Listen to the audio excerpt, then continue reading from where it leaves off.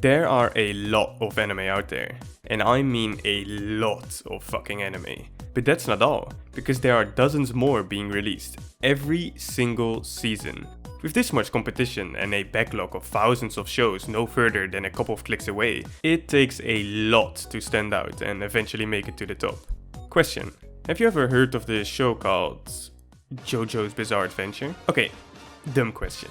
If you are watching this video, then there's no way you haven't heard of JoJo's Wacky Crusade. Everyone with some form of internet connection available to them knows about JoJo's eccentric campaign. See that cute girl over there? She's seen the memes. The school bully? He's seen the show. Your dad who left when you were a child? He read the manga. Of course he did.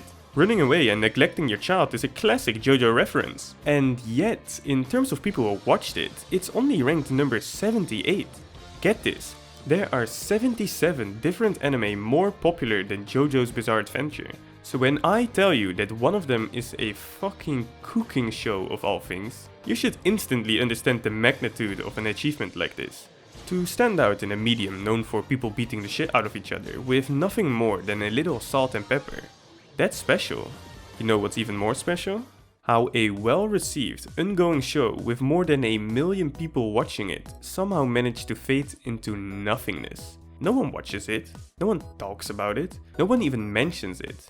It's not even close to being the most popular show of its season, let alone of all time. Get this, from the 800,000 people who finished the first season, not even 10% watched the last one. Compare that to the almost 50% JoJo's Bizarre Adventure has, and it becomes very clear that something is not right.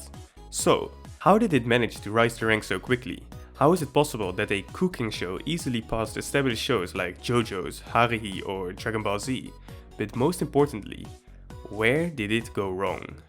This is the rise and fall of Shokugeki no Souma, aka Food Wars. Did you notice I managed to do an entire intro without making myself look stupid? Kind of. Still, that's progress. I think it's about time they start putting me on one of those anime YouTube tier lists.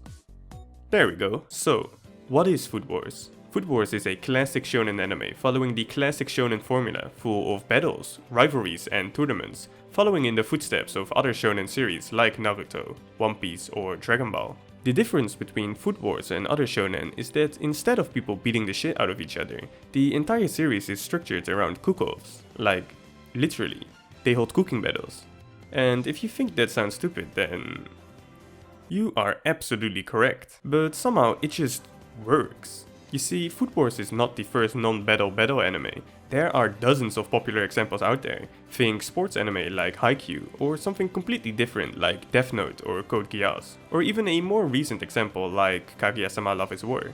One thing I love about anime as a medium is that it's very possible to take a normally mundane thing like volleyball, like eating a potato chip, or whatever the fuck is going on here, and cranking that shit up to the hype levels that should honestly not be possible, and somehow it still doesn't feel out of place. Food Wars is like that too. Even if the premise sounds kinda stupid on paper, it's the way it's executed that really makes this show. Everything from how serious the characters take this shit, to how the food actually looks good, or the over-the-top reactions whenever they eat the food is such an experience that even if the show does have some flaws, you are more than willing to overlook them. The entire reaction thing being a perfect example of this. Normally, I don't like ecchi in anime. At all. Because that's not what I came here for. I want to watch anime in peace. I don't want to be in this constant state of fear, scared that at any moment one of my family members could just walk in like, "Are you winning, son?"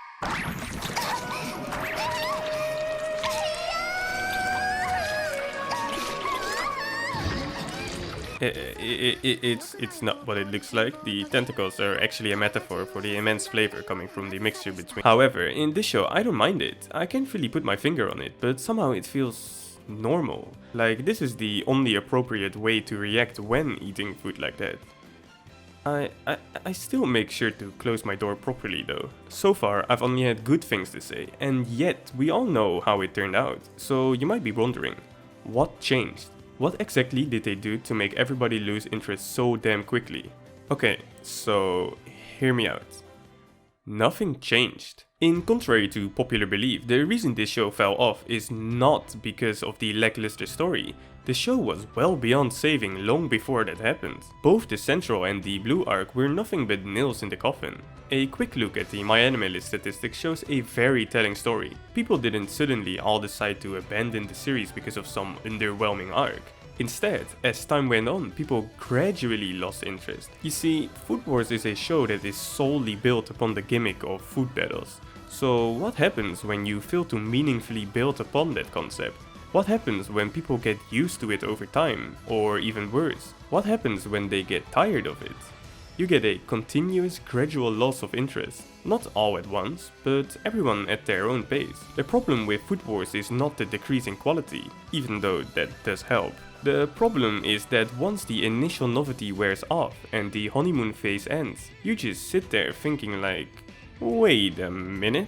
This is just hentai Gordon Ramsay! And once this happens, every little flaw you could overlook before suddenly becomes awfully clear to you now. For me, the worst offender being that even though this is an anime, an animation, there is absolutely no animation to be found. Every scene of every episode of every season is nothing but panning shot after panning shot after panning shot. Throw in a zoom here and maybe a rotating image there and you got yourself the recipe for a Food Wars episode.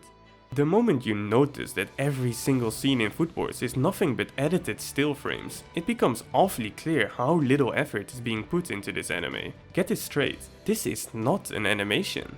This is a PowerPoint presentation of colored manga panels. And once you start thinking like this, it's already too late. Nothing this show does impresses you anymore, and everything it does do wrong becomes borderline unbearable to watch. It's at this moment that you go from liking how they managed to pump out new seasons so quickly, to wishing that they didn't. Unfortunately, this is not the only problem this show has. Far from it. This show is riddled with problems. One of them being the battles themselves, which is a big problem because this series is entirely built upon the concept of food battles. The novelty of the battles not only being the biggest reason people start watching this show, but also being a big reason why people like this show in the first place. Even though I don't know shit about cooking, I still found the battles to be very enjoyable. Emphasis on found, because I don't enjoy them anymore. It's easily my least favorite thing about the series, and here's why. Food Wars follows a very basic battle structure. First they choose the competitors and the theme of the dish. One person presents their dish, followed by a very over-the-top reaction and a very long-winded explanation on why it is so good. Then the next person presents their dish, followed by an equally over-the-top reaction and a equally long-winded explanation. They do this every single time. The only difference being that sometimes they present their dishes at the same time. Sticking with a working formula is not a problem. The problem is that it's not a working formula. To understand this properly, all you have to do is compare this to a more traditional shonen battle and how they are structured. For the most part, shonen battles are not decided by whoever is the strongest when the battle begins, but by who's strongest when the battle ends. A normal shonen battle is a constant struggle of always needing to one-up your opponent and doesn't stop until either party is unable to flip the tables and regain the upper hand. Sometimes the tides of battle can change multiple times during the course of a single fight. This can happen in a multitude of ways, like changing strategies, like finding a weakness, like awakening a new power, or just thinking about your friends really hard. Anything goes really. Whether or not this counts as good writing is debatable, but the end result is undeniably engaging and makes for some of the most hype moments of all time. A good battle is not defined by its outcome, but by how it reaches its outcome. A good battle makes you question who will end up victorious until the very last second, and you, the viewer, must be able to find a clear, satisfying answer as to why it is the victor was chosen. A good battle is almost like a small self-contained story in itself. Food Wars has none of this. They make their dishes completely independent of each other. Until the dish is revealed to the judges, both you and the opponent have zero clue what this guy is cooking up, making it almost impossible for the contestants to play off each other. There's no strategy, no mind battles. Whoever is better wins, every time. You as a viewer have no clue what they are thinking until they explain it to you in hindsight, which is just not a very engaging way of handling it. Furthermore, there's just no way for us to know who is gonna win until they announce the results. Obviously, we can't taste the food ourselves. The food always looks good and the judges always get rock hard when eating it. Are we supposed to predict who's going to win based on the decibel levels of their moans? Like, I don't get it. With the battles themselves being unengaging, the reactions getting stale over time, and the fact that nobody actually understands any of the explaining they do afterwards, Food Wars successfully manages to bore me to death with every single battle. And this is coming from a guy who used to watch the entirety of the Tour de France every year. Trust me, it takes very little to keep me amused. If that wasn't enough, in addition to every problem it already has, some of the later arcs just make no sense at all. Just how bad is it? Don't worry. I'll quickly explain what happens in the last season so you get what I mean. So, WGO, the World Gourmet Organization, starts a tournament called Blue with only the best chefs in the world. And 4 high schoolers. New teacher appears, Soma and teacher fight. Tadokoro does blackface, Soma loses. Teacher man turns out to be an underground chef, meaning that he cooks for criminals. And he's his adoptive brother. Teacher man and his KKK friends teleport into Erena's room, because underground chefs are obviously trained in the way of the assassin. For what reason, you ask? To simp. Blue starts, first challenge, make a meal for this old man. If he likes it, he lets you pass. If he doesn't, he pops a cap in your ass! And this is just from the first 4 episodes alone. Nothing about this series makes sense anymore.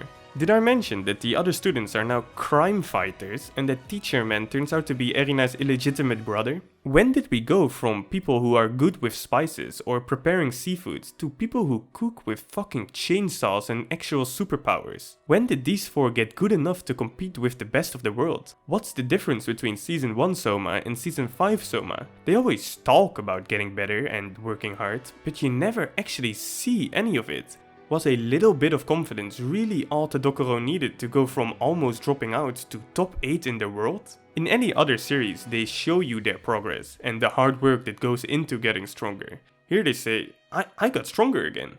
Trust me bro, why even bother writing a bunch of side characters only to completely forget about them later? I'm not even kidding when saying that most of their screen time is spent behind bars. Lastly, the manga finale was so bad that the anime writers decided to completely rewrite the ending. Obviously they didn't have much to work with, but the end result isn't very good either, with the last episode feeling like a weird hybrid between Totally Spies and You Are the Father. It's crazy to think that I binged the first 2 seasons in 2 days, but ending up having to force myself to finish the rest, just so I could make this video. In the end, even if it does have flaws, the effect it had on us and the industry cannot be understated. I know for a fact that this series changed countless lives all over the world. Maybe not in some radical way, but more of a nudge in the right direction. Some of us started learning how to cook. Some of us realized that there's more to anime than just throwing hands. And some of us simply had fun when we needed it the most.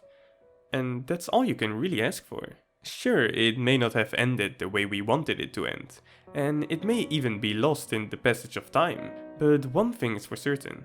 It left a permanent mark on the people who watched it, and we will never forget about it. Ever. I mean, how could I? This shit was so bad, I think I have permanent brain damage.